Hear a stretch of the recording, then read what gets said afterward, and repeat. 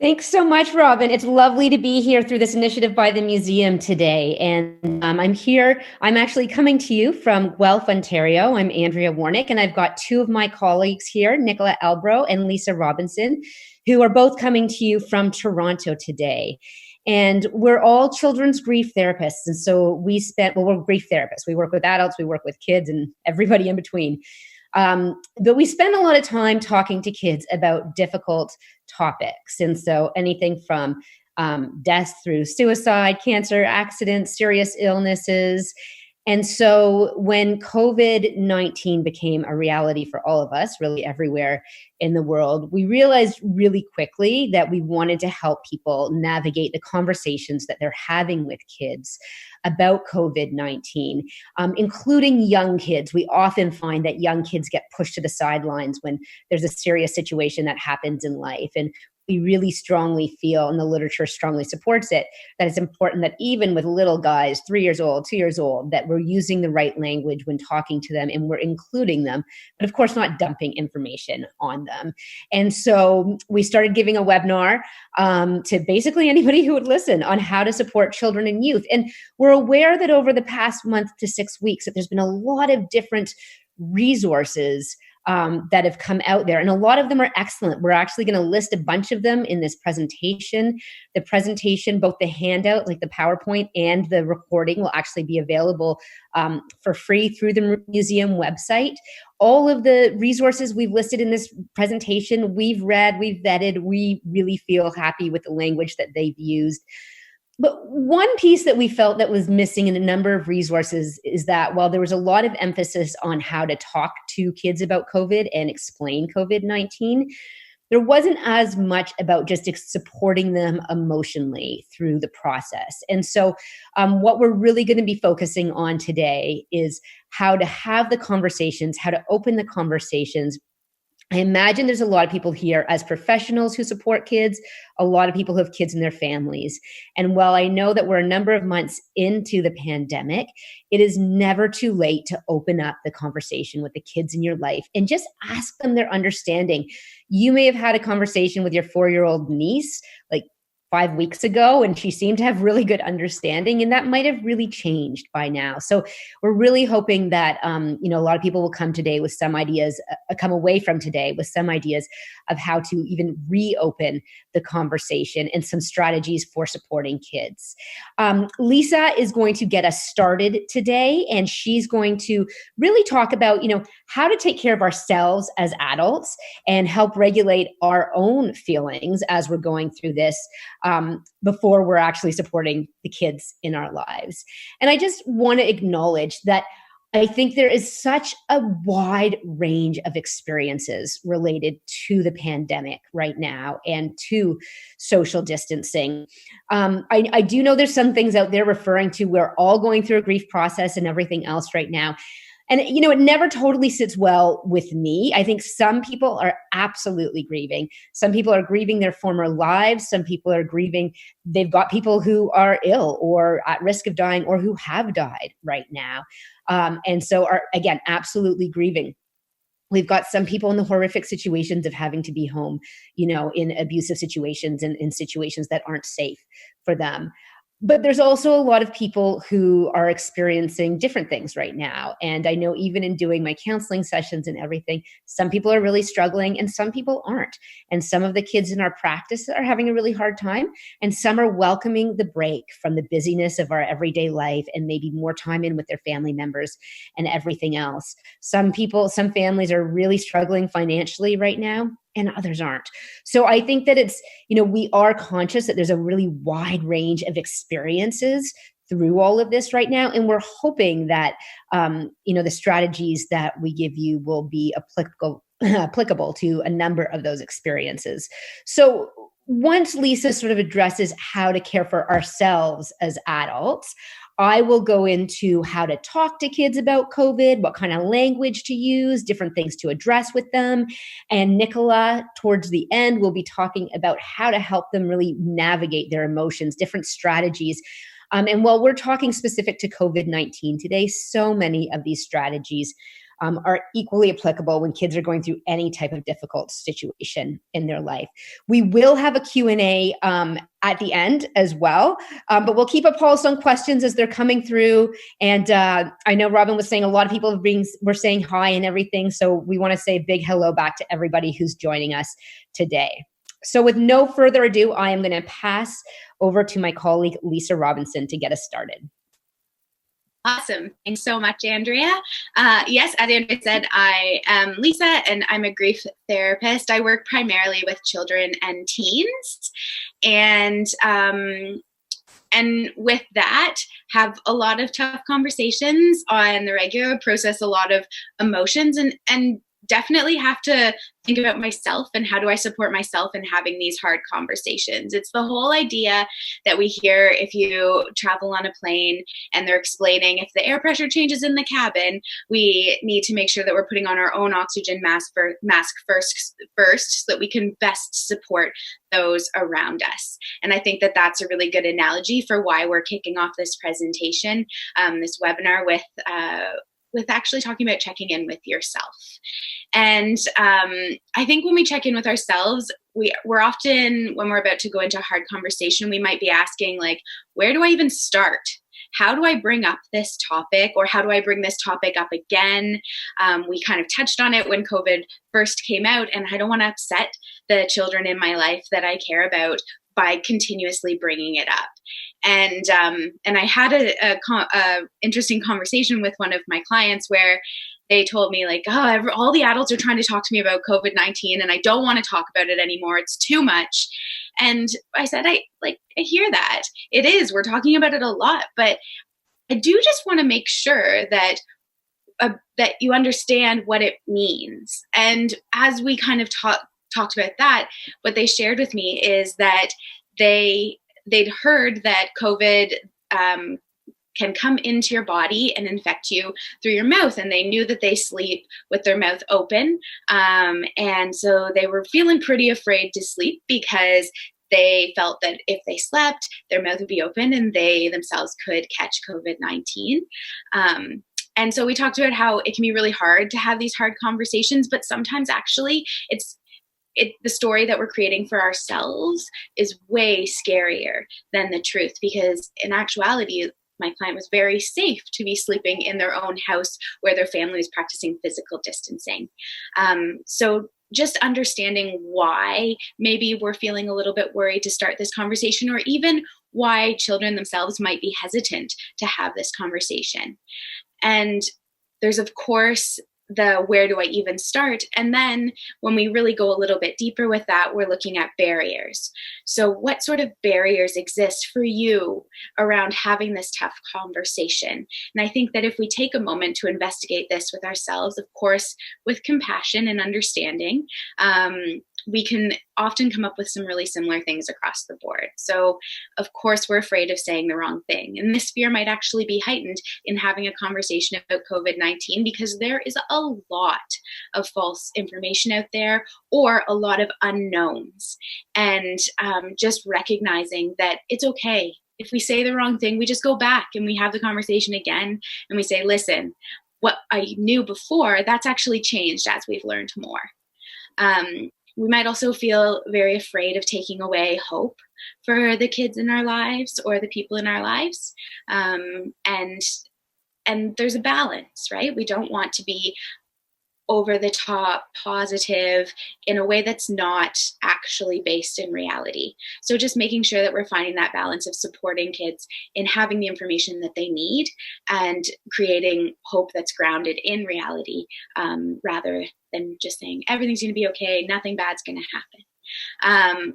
Also, our uncertainty regarding our emotional reactions, and this can be our own emotional reactions, or it can be how our children or the young adults in our life or the teenagers might react in having these conversations. And that can be really hard. It's really hard to sit with someone through tough emotions, knowing that we can't fix it, because as humans, it is a totally normal reaction to want to fix tough emotions. It can also look a lot like a barrier of being not sure how you yourself are going to react.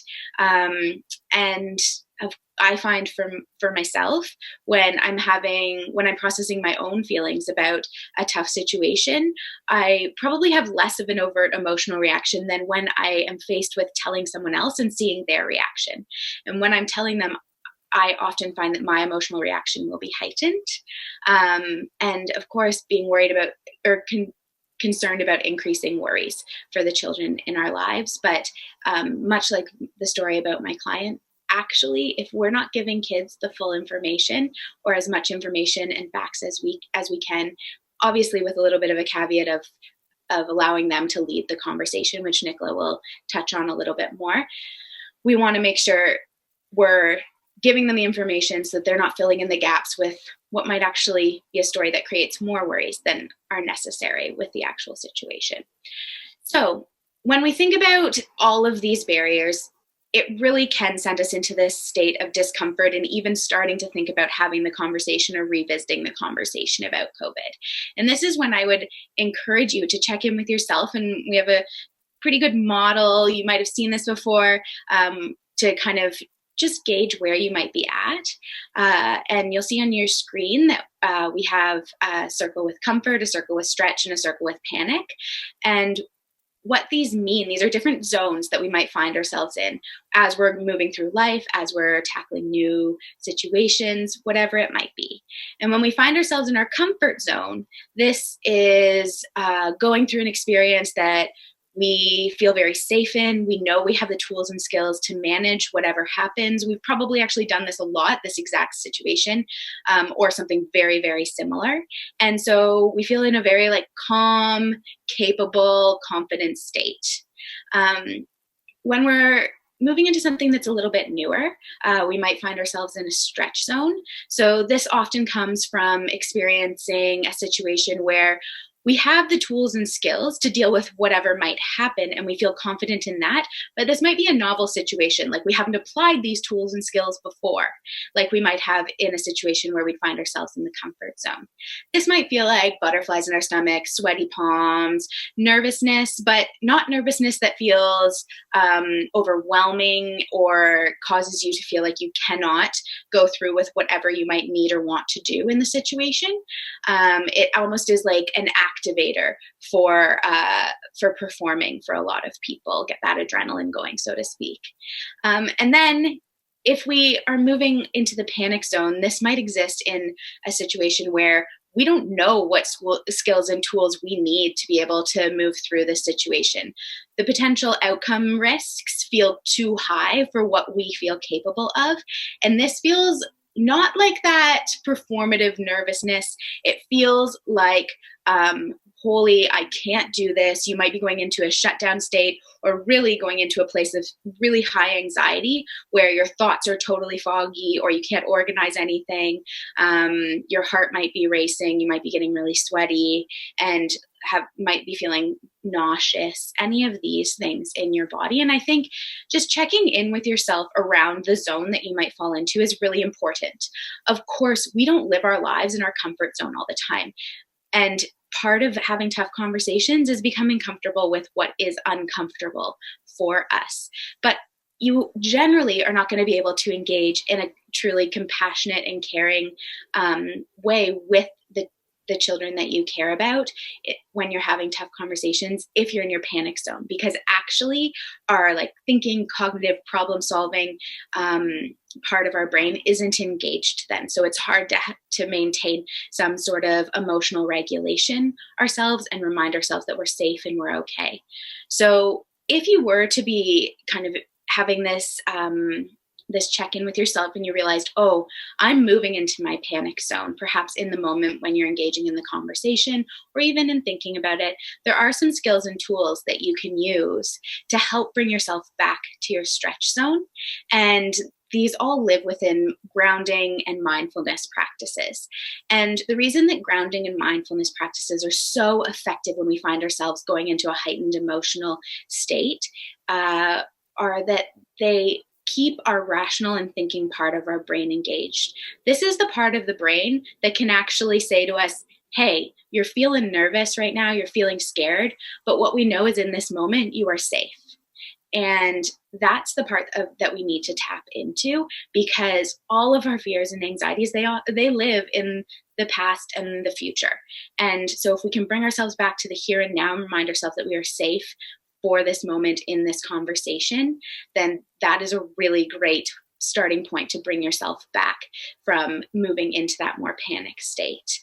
This can be done through something like square breathing, where you inhale for 4, hold for 4, exhale for 4, and hold for 4, and repeat that a couple of times.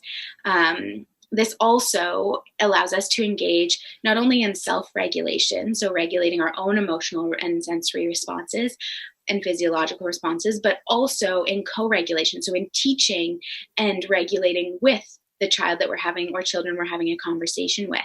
And I will often stop in the middle of a hard conversation with clients and be like, listen, I can see that you're getting a little heightened and I'm feeling it too. Let's just take a moment and take a couple deep breaths before we continue this conversation, because I think maybe reminding ourselves that we're safe right now is pretty important. And when we do this, it also allows us to engage in a more compassionate response, because we are able to recognize and differentiate between our own emotional response and the person in front of us, their emotional response. And sometimes you just need to do that if you're feeling yourself heightened. And again, you can do that with square breathing, but there's also a body scan, or you can do a senses countdown. And what this sounds like is just going together and listing 5 things you can see, 4 things you can hear, 3 things you can smell, 2 things you can taste, and 1 thing that you can feel. And this can bring us right back into the moment, into our body. And using these different techniques allows us to, really engage from a truly compassionate stance with those that we care about. And I just want to bring to everyone's attention, I think for a long time, we've kind of been looking to empathy as a way to engage with someone fully and meet them in a fully emotional experience. And what we're actually seeing with the newer research is that empathy may not actually be our most effective tool in having hard conversations with children or with people we care about. Because when we engage in an empathic response, we're actually feeling the emotional response of the other with them, and we're taking it on as our own. And this might sound a little bit like, I feel your sadness as if it's my own. And if we think about this from the perspective of being able to engage with someone and co-regulate, actually what ends up happening is we continue to just heighten together and get into a pretty escalated emotional state, whatever that emotion is. So if we start to shift from empathy to compassion, we can start to recognize and understand the emotions of another person. We can engage with care and kindness, and we can still know within ourselves that it is not our experience to carry. And from that, we might hear something like, I see your sadness and I care for you. And what can I do to support you? So when we look at compassion, we are not so kind of bogged down or in the emotional experience that we cannot see that we are an other, and we are able to support that person through action. So when we're engaging from a compassionate response, we're able to better co-regulate and better show up for that person while still recognizing and understanding their emotions. And when we talk about recognizing and understanding the emotional experience of COVID-19 and what the certain situation is right now, as Andrea alluded to, there's a lot of talk about what's happening from a grief lens. And absolutely, for some people, there is grief. For others, there is relief, or there's relief and grief together.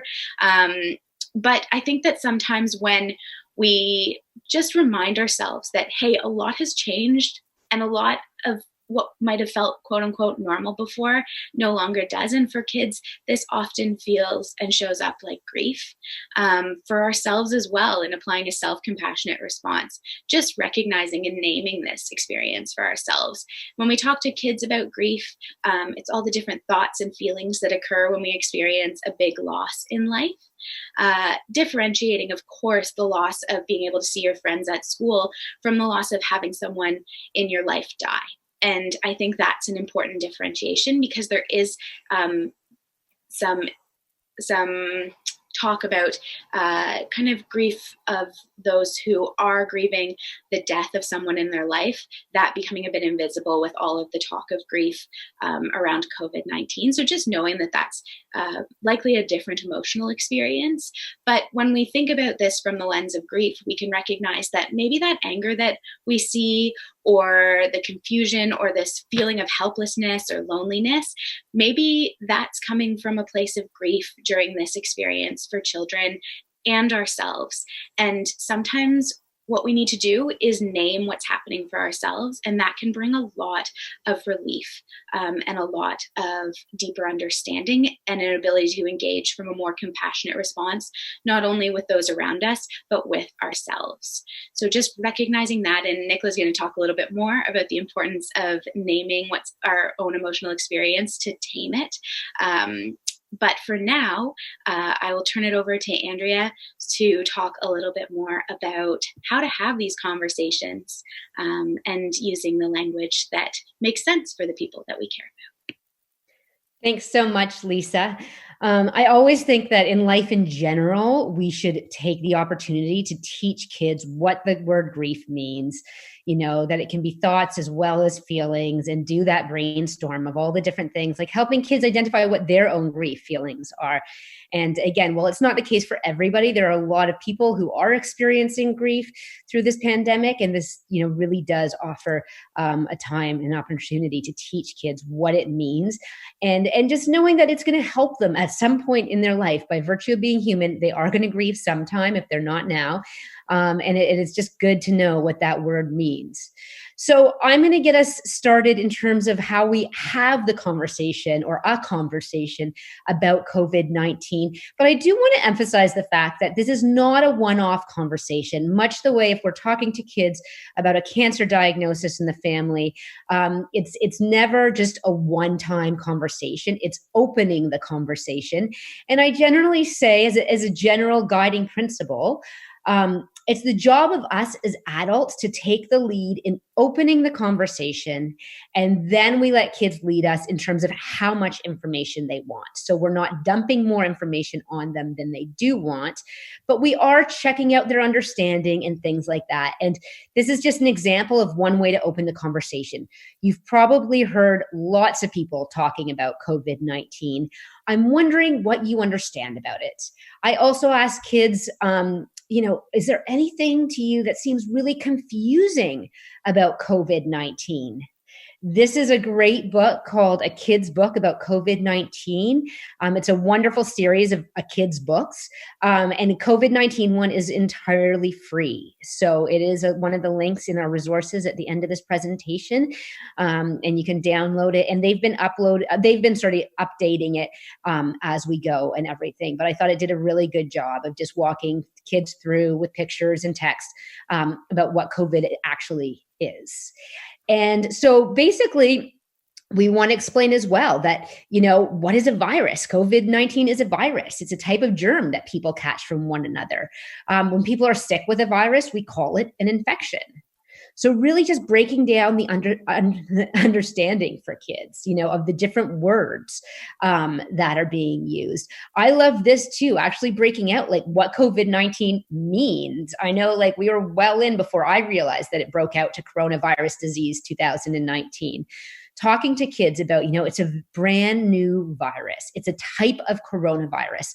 I know a lot of kids were talking about coronavirus, and I just used the opportunity to explain to them, yes, it is a type of coronavirus, but coronavirus itself is not new. There are many types of coronaviruses that have been around for a long time, but this type of coronavirus, COVID-19, is what is brand new. And it was first discovered in humans just in December in China.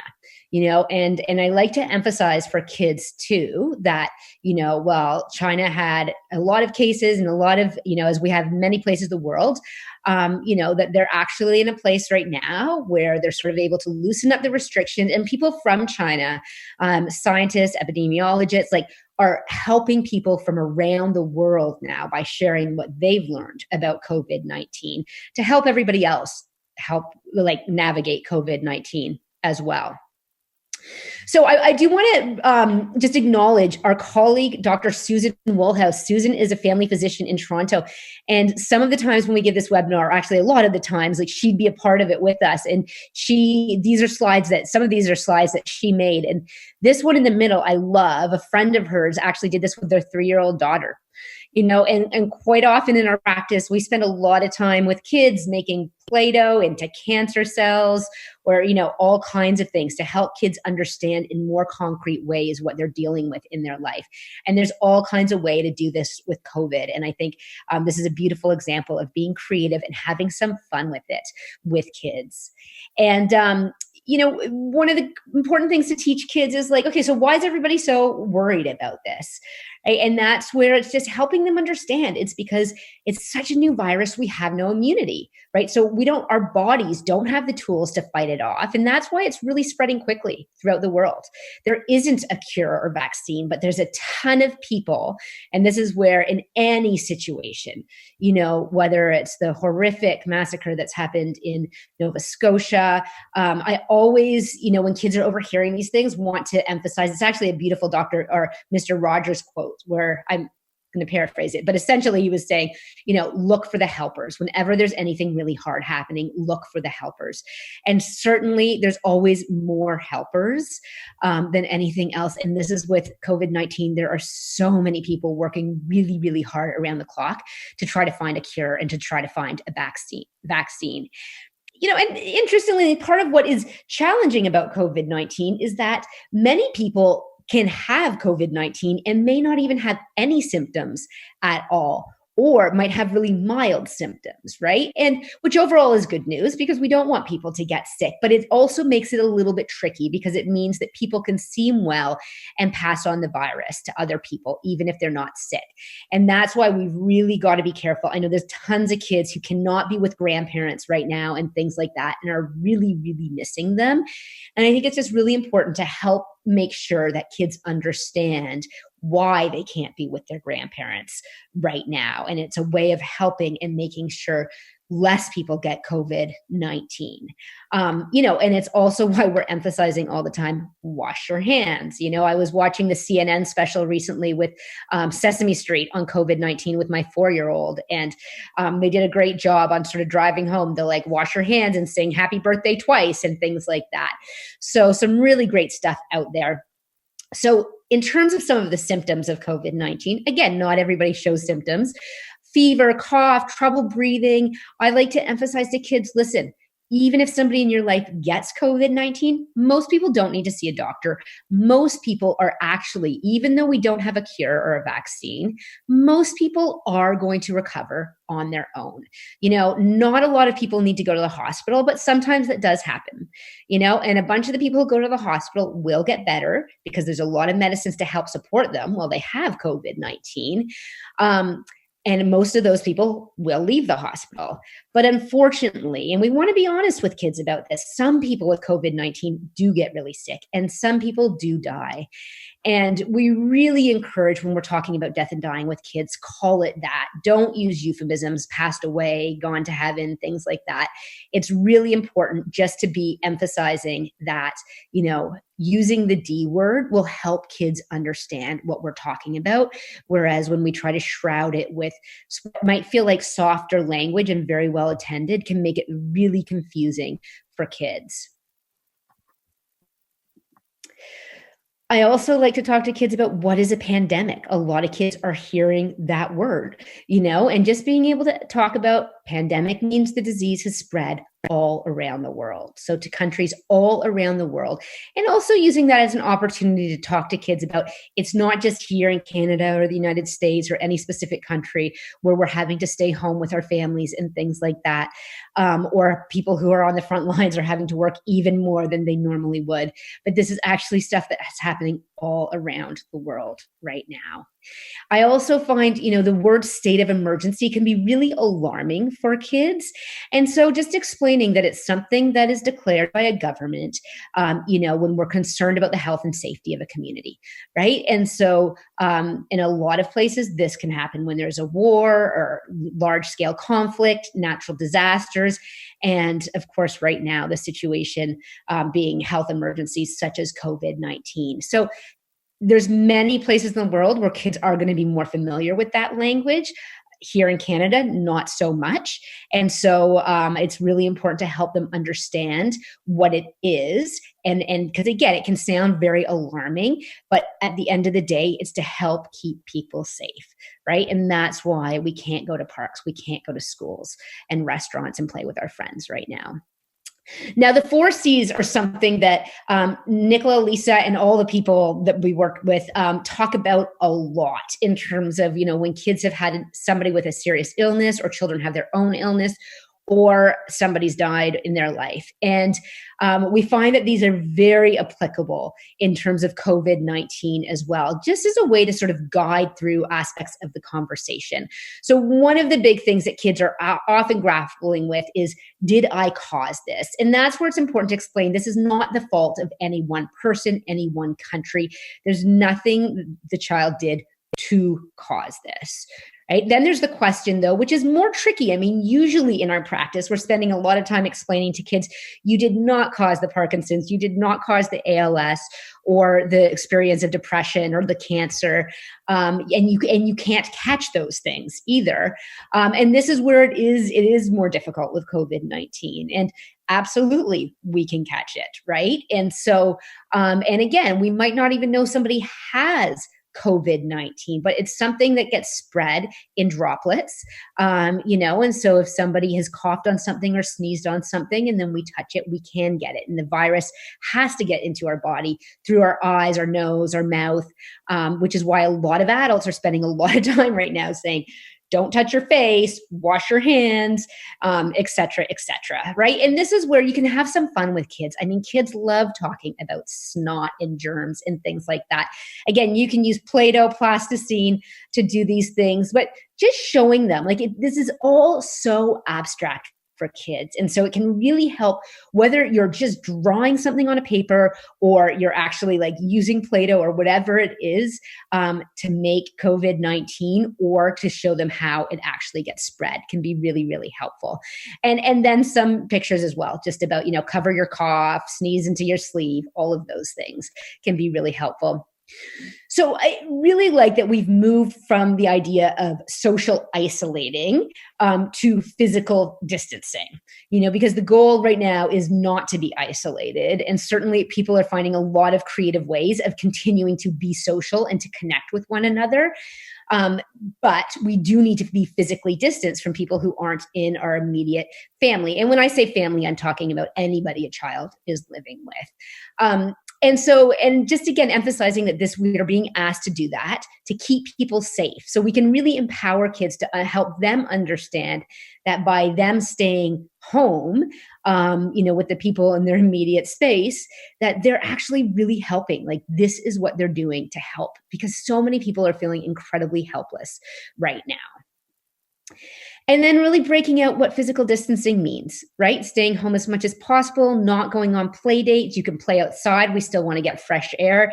I've seen all types of diagrams around the world about what it means to be 6 feet away from each other. I think in Toronto, they've got Canadian geese pictures of how many geese, I don't even know how many geese that is, but a bunch of geese apart from each other, hockey sticks in other places. So, just helping kids, again, make it concrete for kids.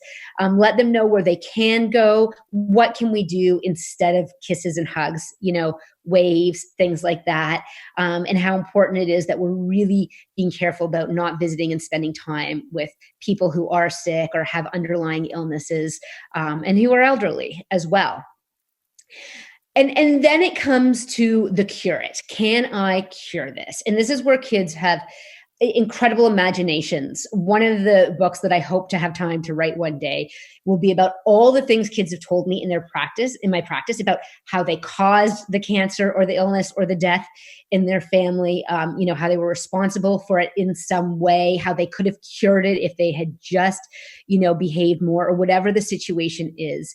And, I think to some extent, we do that as adults in our grief as well, but kids certainly ramp it up with their imaginations. And many kids may be feeling more of a sense of responsibility than the adults in their life realize. So really just be blatant about the fact it's not a child's job to cure COVID-19. It's out of their control. There are people looking for cures right now, but what we can do is help prevent the spread of COVID-19. And then there's the conversation about who will take care of me. And in the context that we usually work, often what that means is certainly if we're working with a family and one parent is seriously ill or has died, if they're even in a two-parent, family in the first place, many kids will go to a place of what happens if my surviving caregiver, something happens to them too? Who will take care of me? And I never wait for kids to bring up that concern. I encourage families across the board to address that, even if you have two healthy parents, to be able to say, if something were to happen to us, and most likely it wouldn't, but if there was something to happen and we couldn't take care of you, or if we were to die, these are who your guardians are. And I just think it's so important that families do make plans for that and have it in their will and have the conversations. I know in our family, we don't actually have TV, and my kids are consistently, so if you guys die, can you make sure to leave us to somebody with a TV? And sure enough, that is the case. But anyway, it's a pretty open conversation, and I think it's really important. But with COVID-19, there's another aspect of that. So use the opportunity to talk with kids, and again, emphasize that you're not planning on going anywhere. Most likely, they're not going to need this plan. Tell them who their guardians are. But there's also the situation of what happens if somebody in the family gets COVID-19. A lot of families right now are already separated because they might be separating, a family member who's working on the front lines in the grocery stores, in the hospitals, whatever the situation is, from the kids, just because of risk factors and things like that. And that's where I think it's so important just to let kids know, listen, if somebody in our family got COVID-19, or if both adults, again, if they're in a two-parent family, were to get COVID-19 and we had to make a temporary plan, we've got a plan. This is who would take care of you. And tell kids, and any kids who are living in a one-parent family, that's going to be heightened for them, right? So let them know. Again, it might be totally different than who their guardians are, but just let them know, if this were to happen, there is a plan. Because one of kids' biggest fears are often that they'll be forgotten, or that they'll be abandoned, and they'll be left, not necessarily forgotten, but they'll be left to fend for themselves. And so I find as soon as we let kids know that there is a plan for them, again, emphasizing we probably won't need the plan, but that we have a plan and they will not be left to fend for themselves. That brings down the anxiety for a lot of kids. So I worked for a long time at a wonderful center in Toronto called the Dr. J Children's Grief Center. And it was there that we came up with the 4 C's. And, a number of my colleagues from there, and Lisa Toy being one of them, who's a psychotherapist in Toronto as well, been talking for a while about, I think we need a 5th C. And a 5th C seemed a bit more complicated than my brain could handle. But I think COVID-19 has really made me realize how important it is that we make that 5th C blatant. Anybody who's ever been to any of my trainings, we spend a lot of time talking about connection, not even just while somebody's alive. What does it mean to stay connected to somebody after somebody's died, which is something I don't think we talk about enough in our society. However, right now with COVID-19, there's so many different aspects of how will we stay connected. These actual hearts here, a good friend of mine, her father-in-law is seriously ill, probably dying right now. And so they can't be with him in the hospital and where he is. And so the family all felted some hearts, and they actually mailed them and got someone to bring them to him so he could have some of the hearts, they'd have some of the hearts, and they could keep connected that way. So some of the conversation is around, if we do have people in the hospital, or we do have a parent who might be isolated, maybe in the same house, but be isolated, how do we keep them connected, and what does that look like? There's a short list of things. I mean, I know there's all kinds of things happening with house party, FaceTime, Skype, WhatsApp. But there's other ways as well where, one of our family's favorite traditions is that at 7:30 every night, the neighborhood, people come out. I'm actually wishing more people did this. I know some neighborhoods are doing it way better, but we've got one little corner in our neighborhood in Guelph where everybody comes out every night. and rings the bells or bangs pots and pans, to acknowledge all of the people who are picking up our garbage, who are delivering our mail, who are in the hospitals and the nursing homes and everything else, everybody who's on the front line of dealing with COVID-19. And I think it's a beautiful example of showing gratitude and acknowledging it, but it's also a lovely time to come together while still physically distant and with neighbors as well. So there's so many different ways of really keeping people connected. I love these. These are just some pictures from my personal life. Grandparents finding different ways to connect and see their grandkids, even though they can't physically be in the same room with them. So I'm going to pass off to Nicola, who is now going to walk us through, how to actually help kids with the emotions that come up, right? And it might not be specific to a conversation around COVID, because I want to drive home that point again, that this is not a one-off conversation. It's opening the conversation. Some kids, they're going to nail you with the question as you're putting them in bed at night and you're least expecting it. But it really is, it's a matter of more of opening an ongoing dialogue. And how do we help them really navigate the different feelings that are coming up, whether it has to do with COVID-19 or that their sibling, who they're spending far more time with than usual, is driving them crazy. Take it away, Nicola. Thank you. Hello, everyone. I'm Nicola. I'm a grief therapist and certified play therapist. And I know that we are talking about some big topics with you right now, and we can forget how big they might be for people who don't do this work in their everyday life. So I'm just going to invite you now to take a deep breath, or if you need to wake up, you can just tap yourself. So kind of a reset. All right. So now I'm going to talk a little bit about addressing the feelings that are coming up with these big questions. So responding to questions. So after you've introduced the topic, or you've opened up the conversation, as Andrea mentioned, it's possible that you'll get some questions. It's also possible that you won't get any questions. You might have the child who says, okay, and then walks away and needs to go and play. And that's kind of I usually take that as an indication that they're regulating. So they're just taking a moment to self-regulate. What you told me already was a lot of information. I'm going to go play with my toys, or I'm going to color, or I just need a moment. Chances are they will come back to you later and ask questions that have come up as they've taken some space. You also might have the child who jumps right in and asks questions. So you always want to make sure that you understand the question that's being asked. So don't make any assumptions. Oftentimes our adult brain just translates their child question into what we think it might be. So asking clarifying questions can be really helpful. And make sure you validate those questions. So I really want to celebrate kids for asking questions, and that sends the message to them that this is good, that you're asking questions, and this is a conversation that we're open to having, and questions are invited and welcome. So saying, that's a really great question, or yeah, I wonder about that sometimes too, can be super helpful in keeping the conversation going. And then we have a picture of a Be Right Back jar here. So if you have like an old mason jar at home, you can craft and make a Be Right Back jar. And I use this in the playroom often with kids when I'm working with them. And because kids will ask big questions and I don't necessarily have the answer for them right away. And so I'll say, oh, that's such a great question. I'm going to write that down, and I'm going to make sure, I'm going to put it in the jar, and I'm going to make sure that I get the answer for you and I get back to you. I want to make sure I do some research on it. So it's okay to say to kids, I don't have that answer right now, but your question is really important to me. I'm going to make sure that I write it down, and make sure you do get back to them. It's also like right now, we all have a ton of questions that don't have any answers. Like, when are we going to get to see each other again? Lots of questions are coming up. And we can write that question down and say, you know what, they don't have the answer for that yet, but I'm going to put it in the Be Right Back jar. And when we do have the answer, then I will make sure that I answer it for you. And then when we don't have the answer at all, like a lot of kids, we know what happens to someone's body when they die, but we don't know what happens to their spirit. And that can come up a lot in our work. And that's an opportunity for us to wonder with them. Yeah, I wonder about that too. It's a mystery. What do you think? And sort of giving them some opportunity to explore. And often when you do give them that opportunity, you realize some misconceptions that they might have. And then that opens up opportunity to answer some of those or clarify some of those misconceptions.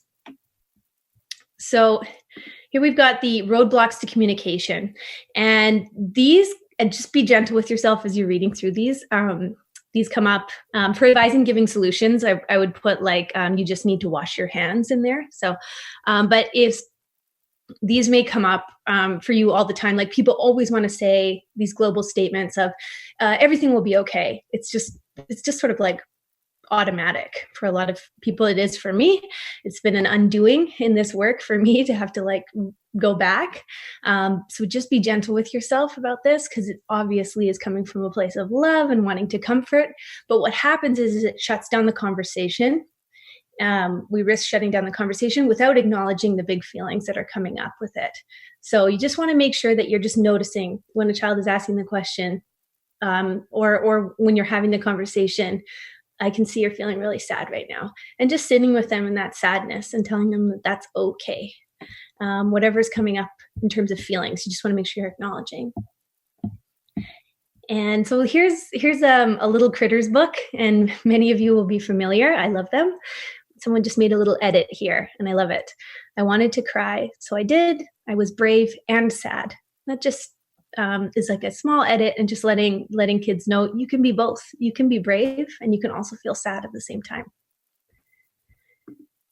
And so what can worry look like in children? We just wanted to give you this slide just because I've had a lot of parents say, like, my 3-year-old is like totally regressing in sleep, or my 5-year-old's totally regressing in sleep, or in potty training, like what's going on?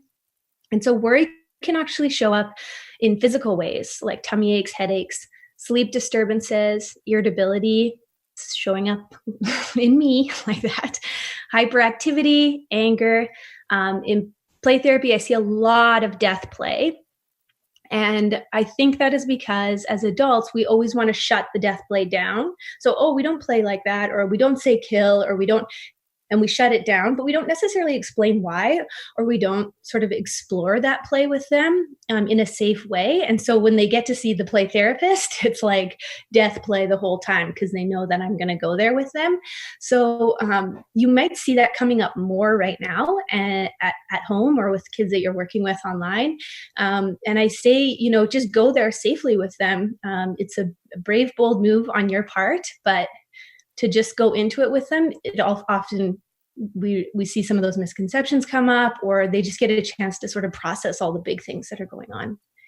Repetitive asking of questions. You're going to get the same question many times, and that's totally normal. Loss of confidence or fear, increased need for affection. I have that too right now. Regression. So yeah. The potty training as well. We'll just see them taking steps back, and it can be like alarming, like, what? We worked so hard and now you're peeing your pants again. But you know what? It's could be worry showing up, and it's just like you can totally take those steps back and work with them to get back to where they were before, and just understand that it can be just worry and not necessarily anything else. And so that's why you really want to make sure that you're addressing any feelings that are coming up for them. So supporting well-being. So limit media exposure. This is great for everyone. I've had to be really intentional about my news consumption. I make sure that I'm looking at the source. So I'm focused mostly on CBC personally. And I'll give myself an amount of time that I'm actually listening to the news. I do it on the radio. I don't need to see the images. Like, just really think about what works for you. And also for the little ones in your family. I'm working with teens at Gilda's Club right now, which is a great organization in Toronto. And some of them are saying like my dad has the news on all day long, all day on CNN, and it's really impacts them as well. So just being really conscious about your news sources and how much it's on. Discuss and encourage model expression of all emotions. So it's totally healthy to be having big feelings right now. It's healthy to be crying one moment and laughing the next. And we just want to role model for ourselves. If you're having a stressful moment, you can totally say, this is a stressful moment for me. I'm going to take a deep breath. Or, this is a stressful moment for me. I'm going to take just a bit of a walk if you're able to, or I'm just going to do like 10 jumping jacks. That just sends to kids a message that, yes, adults get stressed or they get overwhelmed or they have big feelings too. And this is the way that I manage my feelings. So we don't want to take it as an opportunity to dump and say, like, I'm so stressed, this is what's happening for me right now, but to just sort of really role model how you process big feelings. We also want to make sure that we are distinguishing between big feelings and big behaviors. So being really angry that you cannot go outside right now and play with friends, totally okay. Hitting your sister, not okay. So we want to find ways that they can get those big feelings out. So of course, like going for walks, safe distancing, and punching pillows. Sometimes I'll get kids to do that. So just a safe way to get out some of those big feelings that are coming up. And then Andrea touched on it too. Just we want to make sure that we offer the kids a chance to talk about what's going on, but we don't force it. So just like I said at the beginning, you're going to open that conversation and you're going to make sure that you get out that important information and send that message that this is a conversation that our family has. And then you're just going to follow their lead. And then consistency equals predictability equals control. I know you've seen a lot of like, you need to make a schedule out there. And I know it's super hard. So find your balance that works for you. But we know that having a little bit of a schedule or a rigorous schedule, if that's what works, can really help kids know what's going on. It gives them a good structure and it helps keep them calm and helps them feel safe. So a good example of that is here are Andrea's kids. Oh, I miss them. So we've got their social isolation and their physical distancing schedule here. And I'm a camp kid, so I love like the cabin contract. I know some schools actually do it in classrooms, and you can actually involve the kids in making something like this. And obviously there's some drawings on here, so they've been involved. But you can totally talk through like, what do we kind of want the schedule to look like? You can also set some goals for the week. And at the bottom here, you can see be kind, be patient, cooperate, be flexible. You can ask them, what are some of the things that we expect from each other throughout our school day or throughout our day? And they can say those words to you, and then you can use them later. Like, oh, remember we put respectful on our contract? Was that respectful when you just snatched her pen? And you can use it as sort of like a baseline. And then we also have my favorite time, 11:30 to 12:30, free time. So as a play therapist, I use non-directive interventions. So what happens is a child will come to the room and I'll say to them, you can do whatever you choose in here as long as you're keeping me safe, yourself safe, and the things in the room safe. And sometimes I also add in, and the planet safe, because otherwise they're just pouring out the whole bottle of paint. But you can do that at home too, and say, we have 20 minutes right now. You get to do whatever you want as long as you're keeping me safe, yourself safe, and the things in the room safe, and really let them lead the play. So this is your opportunity to let them go straight into that death play, and you may get some side looks, and you can say, yeah, sure, tell me more. And you can really dive into their world and what's going on for them, because we know that children process big feelings through play, and they get a lot of that done at recess and lunch and playing with their friends when they get to lead, and they're not getting that right now. So giving them that free time is so important.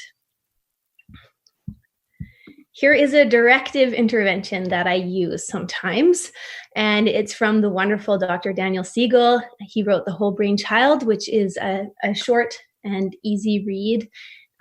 He really simplifies neuroscience to a way that makes it accessible for my brain. And he coined the term name it to tame it that Lisa mentioned earlier.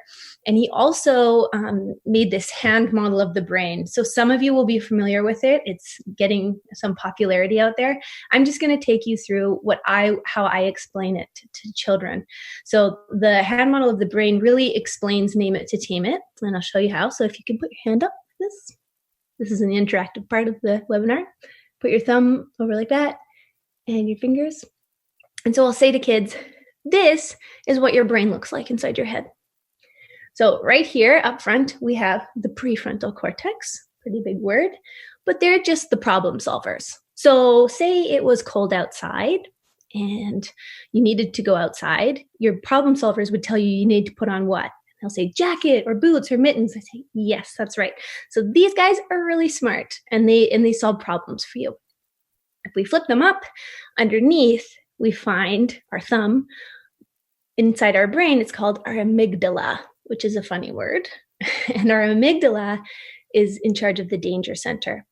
So the amygdala is on high alert, looking for danger all the time.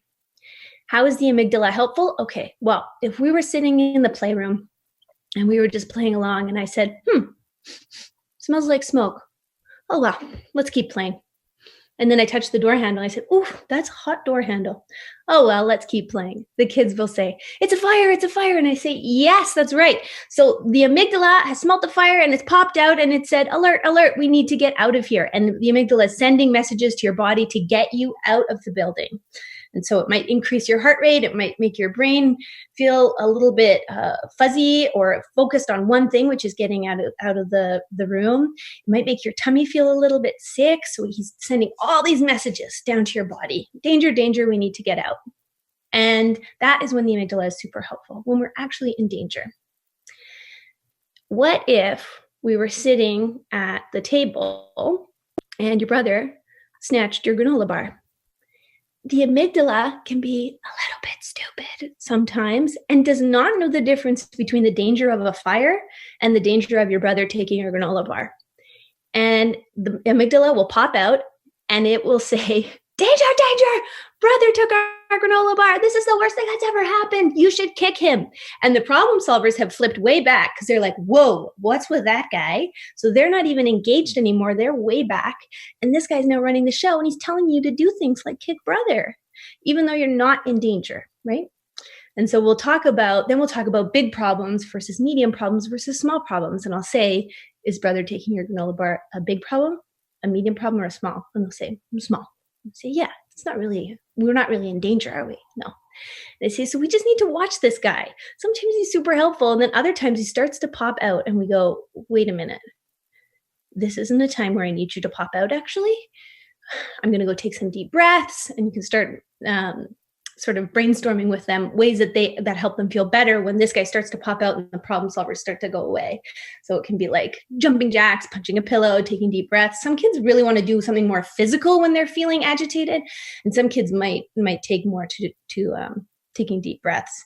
I also want to say that usually I name the amygdala, or I get them to name the amygdala. I've heard some very funny ones. One of my favorite was bullish. And it's just a way for them to remember, like, oh, I think bullish is coming out right now. And then that's one way of naming it, to tame it. I think bullish is coming out right now. He feels we're in danger. I think maybe I need to go for a walk. So that is one way that I use it. Just gives kids a visual of what's going on in their body. And then the principles for communicating with children. So as we said, open the conversation, use simple but correct language. Honesty is key. I found that I need to sort of sometimes rehearse the definitions of certain things and make sure that I'm really clear on the language, because I can get a bit bumbly. And so even taking time to just sort of write out what the definition of COVID-19 is for you, or just look back through the slides that we have and just go, okay, yeah, that's the honest, correct way of saying that. We want to make sure that we're not dumping more information than the child is asking for. So opening and then letting them lead. And then we want to make sure it's a compassionate environment where they feel safe to ask questions. And that we can do that through validating their questions. And then again, no, it's okay not to have the answers. As adults, we just don't. Nobody has the answers. And that's okay to tell kids we don't know.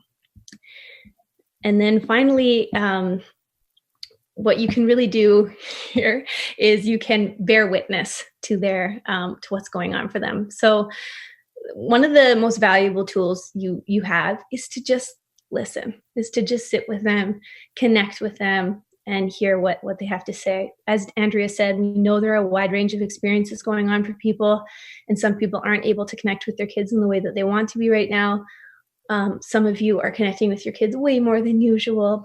And so just taking those moments to really listen to their experience and allow them to get it out. And it just that's the best tool you can have, and it doesn't take much. It can just be sitting and breathing with them. So I'm gonna quickly take us through some resources. These are all included, and so yeah, I think there will be an email going out. These are all included. You can clarify at the end there, Andrea, but we've got The Invisible String. This is a great book that I use with lots of kids. Good Grief Tip Sheet. We think this is pretty good. I think Andrea was saying that sometimes they underestimate kids' capacity to understand things, but generally it's pretty great. Next, we have here Helping Children with Traumatic Separation or Traumatic Grief Related to COVID-19 from the National Child Traumatic Stress Network. And here's a list of resources for supporting kids. So that book we talked about is there. And then we've got a few other articles that we have read through and we approve. And then, of course, some resources for you as well. And here we have the Kids Grief Q&A with Andrea. It's happening on Tuesday, May 5th at 1 p.m. This is a free webinar. It's an opportunity to ask questions about grief, death, dying. And I think Andrea has been saying there's been a few COVID questions coming up on there as well. So we have here, I'm not sure about this. Does someone... Oh, this is a new slide. Who wants to tell me more about this?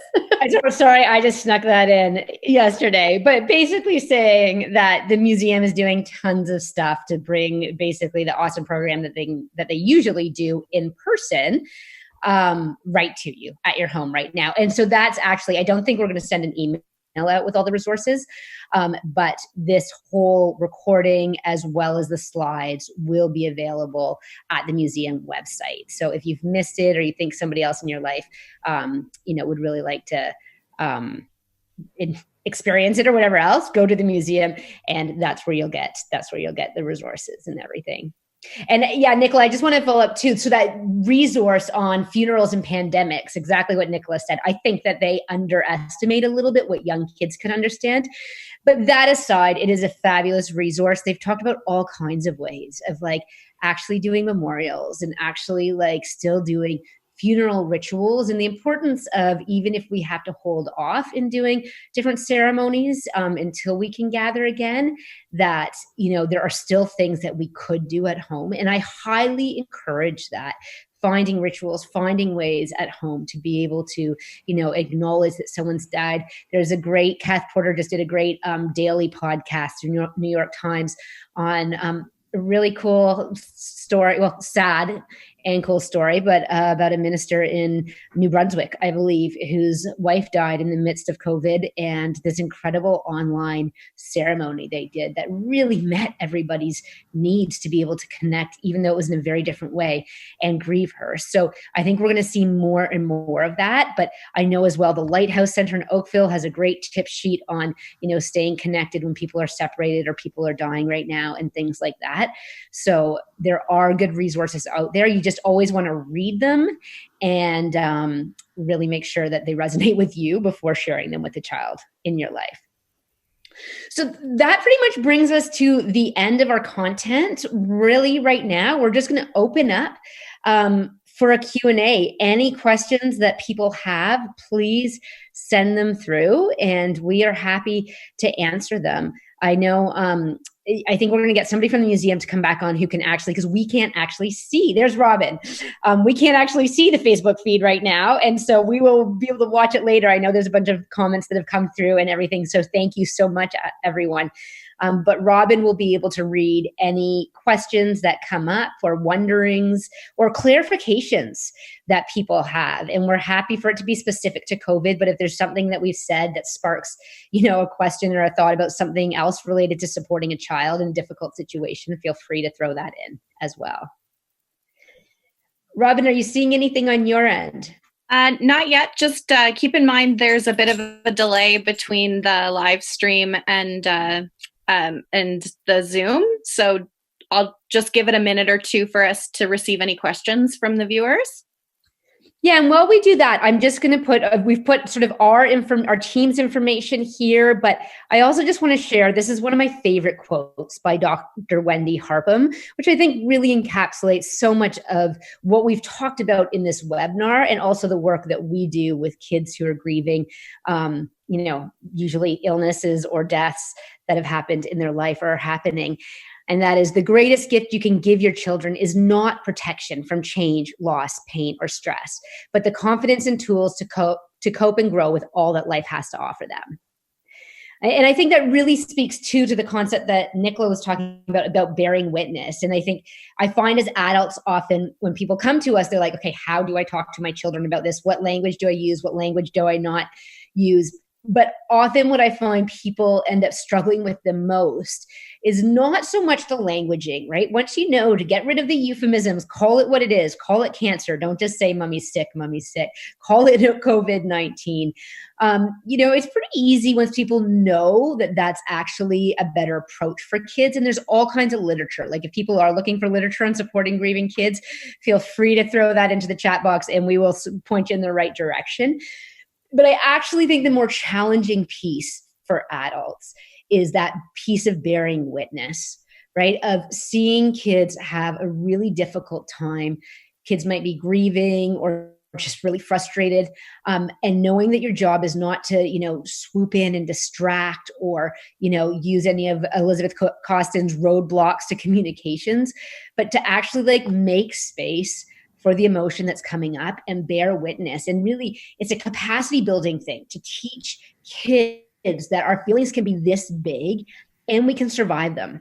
And part of what we're trying to figure out ways to get this out. And I know in our family, not unlike a lot of families, we're juggling right now. My partner's on the front lines of healthcare.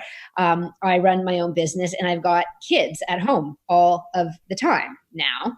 And we've been doing a lot of talks about amygdalas, right? Everybody's named their amygdala, as have I, which was pointed out to me last week that I'd missed that part and really needed to.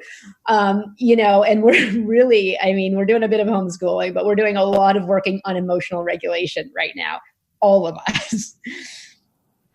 We've had a couple of comments and questions come in. Yeah. Christine says, this was excellent. Thanks for putting it together. We've also had a number of people just ask about whether the presentation and presentation materials will be available online. So I just want to reiterate that they'll all be at themuseum.ca/themuseumathome. So everything will be available afterwards. Here's a note from Brenda.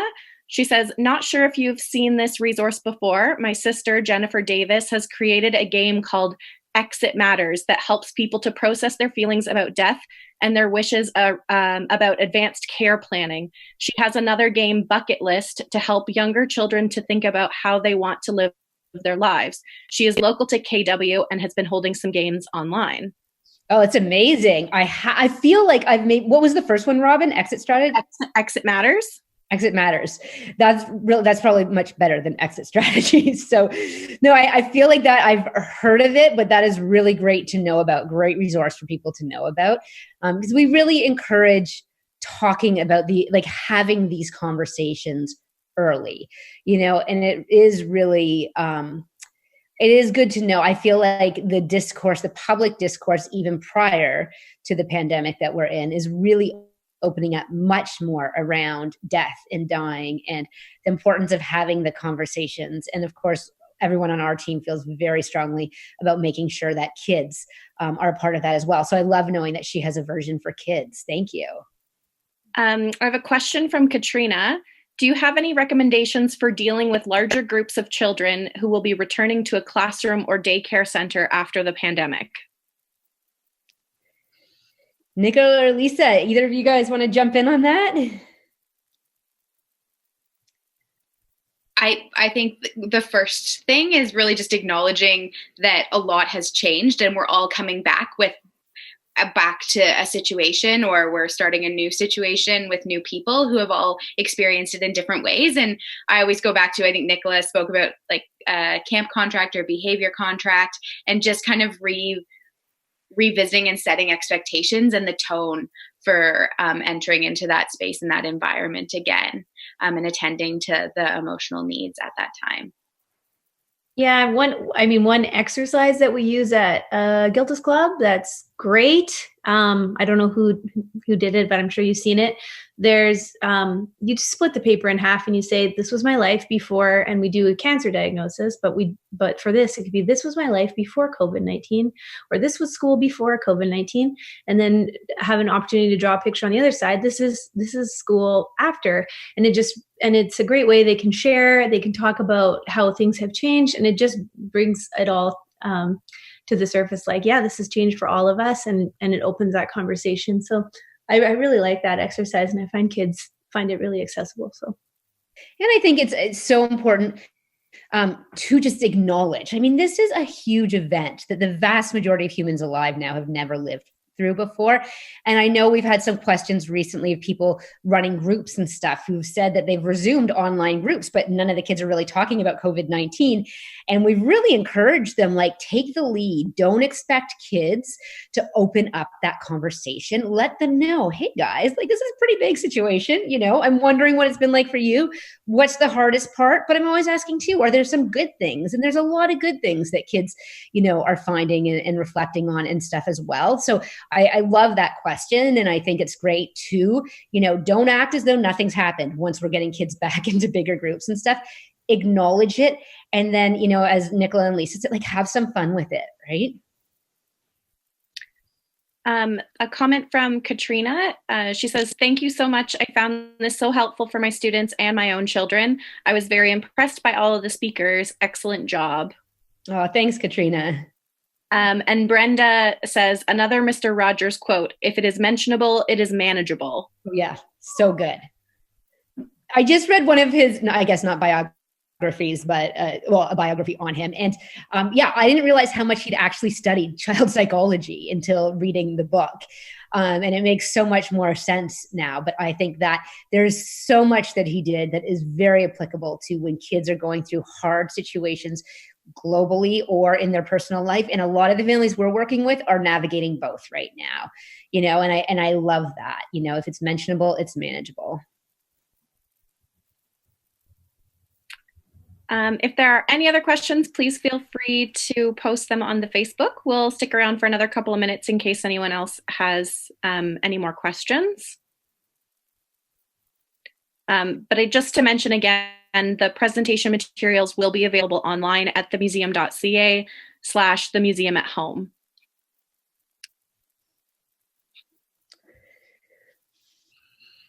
Robin, are there other museum programs and stuff like that coming up soon that you want to make sure people know as well?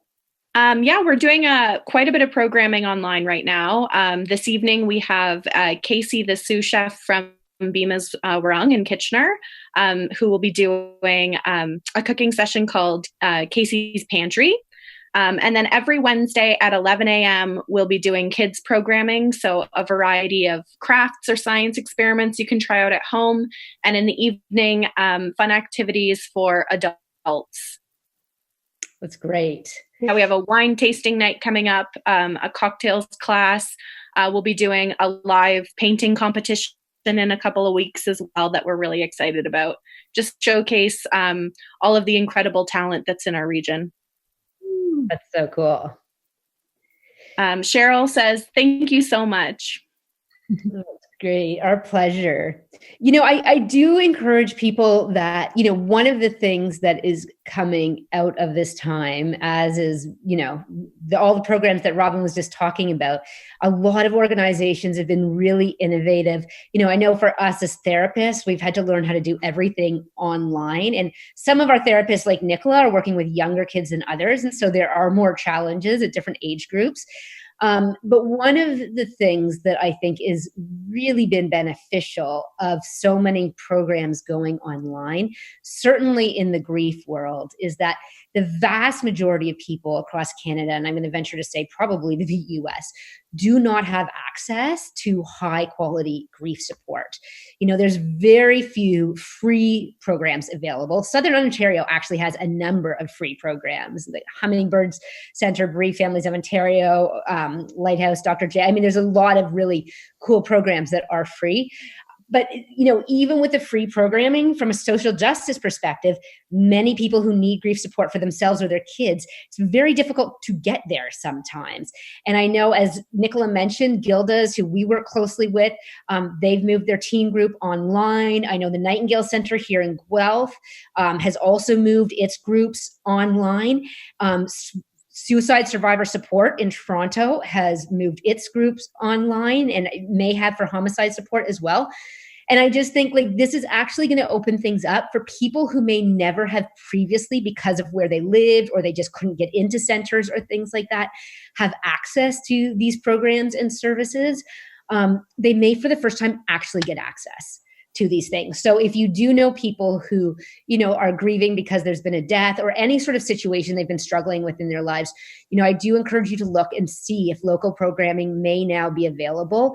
And I know some of the families, even in some of the sessions I was doing this morning as well, some families were saying, actually, I think my kids are more open to it now. I was not going to be able to get them into a grief group in person, but when I suggested actually doing it at home online, my kids actually open to it. And so I think that in some ways for some people, and let me be clear, I hope we can go back to doing the in-person part. And I think that's always going to be an important part of supporting each other as human beings. But I also think it's not accessible to everybody. And I do hope that we'll see an ongoing, online support that is available. Again, not necessarily to everybody, but anybody who has an internet or access to the internet. And that's going to really open up who gets access to high quality grief services. We have had a few more comments and questions come in. Cheryl says, thank you so much. Lomzi says, thank you so much as well. Jane asked a question. Jane says, very informative and especially useful at this time. Thank you, everyone. Jennifer asks, can you reflect on death play a bit more? Like if you've witnessed death play or comments? Mm-hmm. Yeah. So if you're really curious, Lisa Dion, Aggression in the Playroom, I think it's called. A great book. And she talks a lot about kids and exploring death play. I think it's, I'm not sure exactly what specifics you're looking for here, but for me, it's the shame piece around death. A lot of the times it's we don't talk about that. We don't say that. We don't do that to others. We're not violent. And so it always gets shut down. And for the best intentions, we don't want children screaming, I want to kill you, but we don't dive into what that means, and we don't play it out. So, giving them a safe space, and I use a sand tray in the playroom, or I'll use figurines, and I'll let them play it out, and I will actually intervene. So how I use it in the playroom, a lot of kids will kill me with foam swords. It happens a lot. Will be, total role play. And they'll leave me alone in the room, or they'll go off and they'll say, you're in prison now, you're in jail, you can't leave. And I'll reflect from jail, and I'll say, wow, it's so lonely in here. I wish that I had more people around me. I wonder if this is how it feels for you. And sometimes they'll go yes, or they'll look at me and then they'll just keep playing. So it's often a child sharing with you how scary their world is and the fears that they have that are coming up around death. And so I say go there with them, and then it usually opens up the conversation. And I've seen in my time working with kids, I had a client who did death play for the first 15 sessions. I was working in a school setting, 15 sessions. And then finally he was chasing me through, I don't know, I don't want to get into too much. I could talk about this for hours, but he was chasing me through a campground, and he was very scary. He was being Jason from a movie, and I was terrified. And I said, oh, I feel so lonely, scared in this tent. And then he said, I just want to have friends. And I said, oh, Jason just wants to make friends, from the horror movie Jason. And then we kept playing, and it turned out that he just wanted to have friends and play tag. And so it transformed into this like game. And so I just learn a lot about kids when I actually go there with them safely. And of course, you're setting boundaries all the time. So if we're going to be doing sword play, so let's make sure that we're hitting the swords. Please don't hit my head. That hurts. So we want to make sure that we're giving them clear boundaries about where we can play and how we can play safely. Could go on about that for hours. Sorry, I had myself muted there. I was trying to ask another question. Another question that came in was for you, Andrea. You were asked, do you have other upcoming events or PD? Well, I do. So, I mean, the big one is next week. We're actually running the 5-day certificate program for children's grief and bereavement. So this is run through Sick Kids, usually in person in Toronto, although we take it around, like we've done it in Manitoulin Island and in a couple places in the States as well. But essentially, it's a 5-day children's grief certificate, mostly geared to professionals. So often we have people who have never worked with grieving children, but they might be educators, they might be in healthcare. On occasion, we have parents come in and we're like, that's just fine. We just want to be clear that it is geared towards professionals. But basically, it's broken out in a way that each day can be taken individually. One day is preparing kids before death, which is Monday. Tuesday, supporting them afterwards. Mindfulness Wednesday. Thursday, we talk more about suicide and supporting kids, who have autism or, other may have processing disorders and things like that. And Friday is really a day of creativity. So this will be the first time that we're actually running it all online for the entire week. And I realize that's very short notice for everybody because it's next week. But we run it a couple times a year. So we've got it scheduled for 1 week in Guelph in November, and it'll start up in Toronto again, just 1 day a month, actually, as of September. So those are really the main things. And then we kind of take a bit of a break through the summer. However, the Kids Grief Q&A, which we'll also be doing next Tuesday, I haven't actually figured out how I'm doing both of those things on Tuesday, but somehow I'll figure it out between now and then. That happens once a month. The next one will be June, and then we'll be off for the summer as well, but completely free. We record it. So for people who aren't available at 1 p.m. Eastern time on a Tuesday, they can send their message in, any message. As Nicola said, next week we will be doing some specific COVID talk. But last month, there's still people asking about supporting kids through suicide deaths, overdose deaths, fentanyl poisoning deaths, all of those things as well. And so any questions related to kids' grief are welcome. And that will be next Tuesday and then the first Tuesday in June as well. And then we'll have more going on as of September. We just had actually quite a few more questions come in. Jennifer says, acknowledging that it's okay is an important step. What else do we need to keep in mind? I might need a bit more clarification there, but so acknowledging that it's like okay to have the feelings and things like that, I'm assuming is what Jennifer's saying. Jennifer, feel free to type in and, ask, just sort of clarify and give a little bit more information about what you're getting at. I do think that overall there's the acknowledging it's okay, but also key piece is making sure that there are not informational gaps where, kids have these misconceptions, like the kid that Lisa was working with who's trying to sleep without opening her mouth. I know we've had kids in our practice who are holding their mouth, like their breath anytime they pass people like remotely close to them. And so I think it's sort of those pieces of, I always see it as a bit of a balancing, or maybe juggling is the better word, act of, there's the informational piece, checking in about their understanding, making sure there's not misconceptions that are really freaking the kids out. And also doing that acknowledgement and just that bearing of witness and having the boundaries, right? Like your feelings are always okay. And the behavior sometimes isn't, right? And so I know with my 4-year-old right now, like we're working on that, like you're allowed to feel mad, kicking the cat or your sister or whatever it is, like that's not okay, right? So we got to work on that behavior, but we're still validating her feelings behind it. Another question, will the list of online programs and services mentioned be included in the PowerPoint that will go online? You know what? I will add, I didn't actually think about including the link for the certificate program. And so I will add that. But the other piece is it is all on my website. Again, the certificate program being the main upcoming program. But we always put the Kids Grief Q&A. That's run through Canadian Virtual Hospice, which has just pushed out a ton of COVID-related resources, really excellent stuff.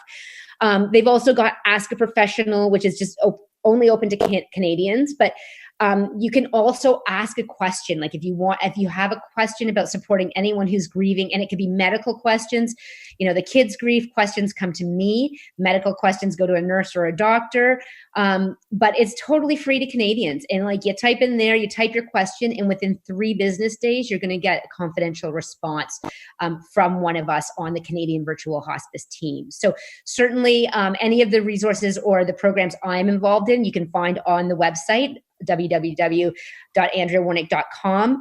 And Canadian Virtual Hospice has some great stuff going on as well. Jennifer asks, what do you suggest for teens? When asked how they were doing and trying to start a conversation, we get, I'm fine, or crickets.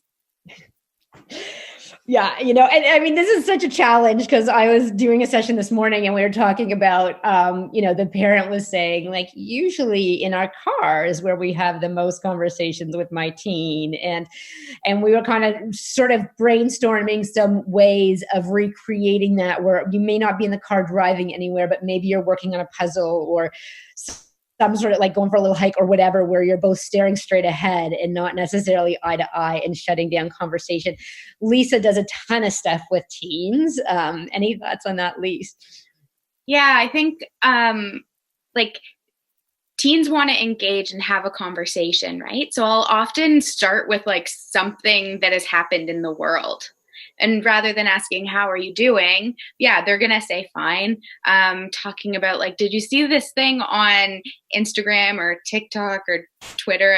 I'm not on those for myself. I'm on those to create relationships with teens, and engaging in that way. And I think sometimes if we start with a like, how are you doing? It becomes a conversation that doesn't feel quite as natural to them. And teens want a natural rapport. They want to feel like they have a relationship with you and you're not the asker and checker inner, the technical term, and engaging with that I think is really important. And also I'll use self-disclosure in these situations and just being like, hey, I'm finding this really hard. Like, how are you doing with it? Is what's been hard for you? And being a little more specific with our questions. So first being vulnerable with ourselves and then being specific with our questions rather than like, how are you feeling? That's a huge question for a teen because they're feeling probably a million things all at once and have no words for it right now. So just really checking in around that as well. I hope that's helpful. Judith says, the presentation was awesome. There are some children dealing with grief and having grief anniversary in this COVID era. Can you talk a little bit about that? Yeah, absolutely. I mean, I think that, I find death anniversaries can be even on a visceral level. It's like your body feels what it felt like last year this time or 3 years ago this time when it happened. And it's, even kids sometimes who are too young to know the exact dates, we'll see them really activated and reacting. And I think it's important just to acknowledge that. But I also, our team does a lot of work with families of figuring out, like, what does it look like to have an ongoing relationship after somebody has died? And how do you keep kids connected? And that's where, I would encourage that on that anniversary, well, even prior to that, like you spend some time planning. Sometimes kids have great ideas of what they want to do that day, right? And so, but it might be, why don't we make dad's favorite meal, or mom really loved playing board games. That's something we haven't done a lot of. Maybe we can do that. It might be lighting a candle. That book about funerals during the time of a pandemic actually walks through some rituals that can be done at home. And that's where, even if we weren't in a pandemic, I always encourage families, create a container. So on the anniversary of the person's death or the person's birthday, and sometimes those are different. Some people will say to me, like, we really celebrate the person on their birthday, but the death anniversary is a bit more of a solemn occasion.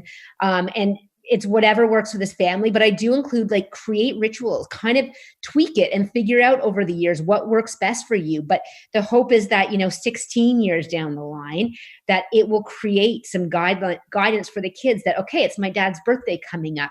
This is one of the things that we do on his birthday to represent him, and I know my dad loved having tons of fun and stuff. And there's been years where we've been like, okay, well, that's a day, maybe we're going to go to Wonderland. Clearly that's not going to happen this year. So you might have to think about something that can happen, closer to home. But I think it's really good to have those rituals that can be done at home anyway.